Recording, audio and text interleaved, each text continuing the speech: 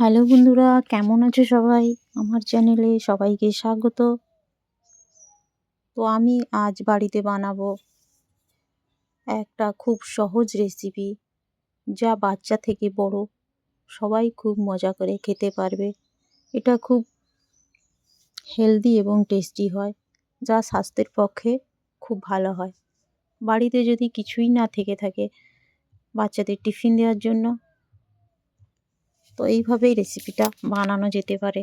তো চলো আমি তোমাদের সঙ্গে সেই রেসিপিটা করে দেখাচ্ছি। এখানে আমি বেশ কিছুটা চাল ভিজিয়ে রেখেছিলাম, প্রায় 2-3 ঘন্টা মতো। তো চালটা আমার খুব ভালোভাবে ভিজে গেছে।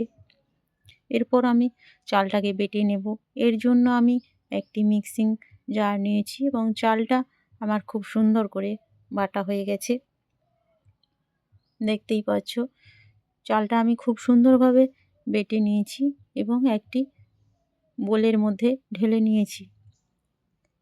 এরপর ওতে আমি কিছুটা পরিমাণ চিলি ফ্লেক্স দিয়ে দিলাম। এখানে কাঁচা লঙ্কা কুচি দিচ্ছি না, কারণ যেহেতু বাচ্চারা খাবে। তোমরা চাইলে কাঁচা লঙ্কাটাও দিতে পারো। তো এবং কিছুটা দিলাম জোয়ান। এরপর দিয়ে দেবো স্বাদ মতো লবণ এবং কেটে রাখা ধনেপাতা কুচি। এই রেসিপিটা খুব অল্প উপকরণেই তৈরি হবে, বেশি কিছু যোগ করার প্রয়োজন নেই। তো এরপর আমি দিয়ে দিলাম বেশ কিছুটা জল।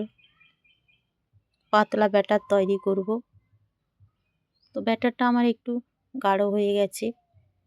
এরপর আমি অ্যাড করে নিচ্ছি আবারও কিছুটা জল। একটু সময় নিয়ে ব্যাটারটাকে ফেটাতে হবে। এইভাবে পাতলা করে ব্যাটারটা তৈরি হয়ে গেছে।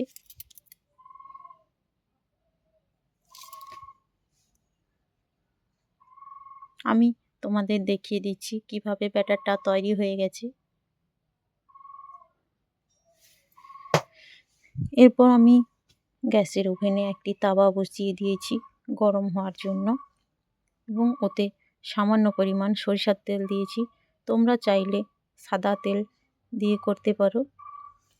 তো খুন্তির সাহায্যে আমি তেলটাকে তাওয়ার চারপাশে ছড়িয়ে দিয়েছি।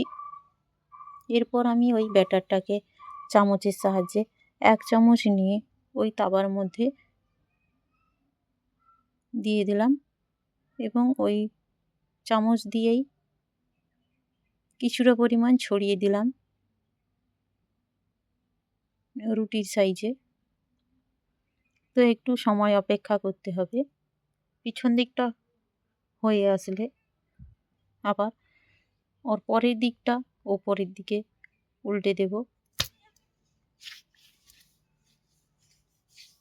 এইভাবে রেসিপিটা তৈরি হয়ে গেছে। দেখতেই পাচ্ছ খুব সুন্দর লাগছে দেখতে। তো আমি এইভাবে আবারও 1 চামচ ব্যাটার দিয়ে আবারও একটা রেসিপি তৈরি করলাম।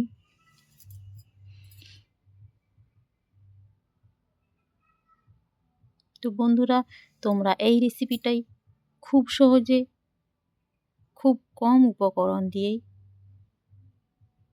ঝটপট বানিয়ে নিতে পারবে। এইভাবে আমি সমস্ত ব্যাটারটাকে এক এক করে তৈরি করে নিচ্ছি। এবার সমস্ত রেসিপিটাই আমার তৈরি হয়ে গেছে।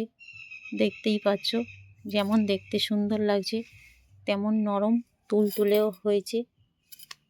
খেতে খুব সুন্দর হয়। তো আমি বলবো বন্ধুরা, তোমরা এইভাবে বাড়িতে একবার বানিয়ে দেখো এবং কেমন হয়েছে তা কমেন্টে জানিও এবং ভালো লাগলে অবশ্যই একটি লাইক করে দিও। আমি এখানে টিফিন কৌটায় সাজিয়ে নিচ্ছি স্কুলের টিফিন দেওয়ার জন্য। তো আবারও দেখা হচ্ছে নতুন কোনো রেসিপি নিয়ে। ততক্ষণ তোমরা সুস্থ থাকো, ভালো থাকো। এবং এভাবেই আমার সঙ্গে থাকো। আবারও কোনো নতুন রেসিপি নিয়ে তোমাদের সঙ্গে দেখা হবে। ধন্যবাদ সবাইকে।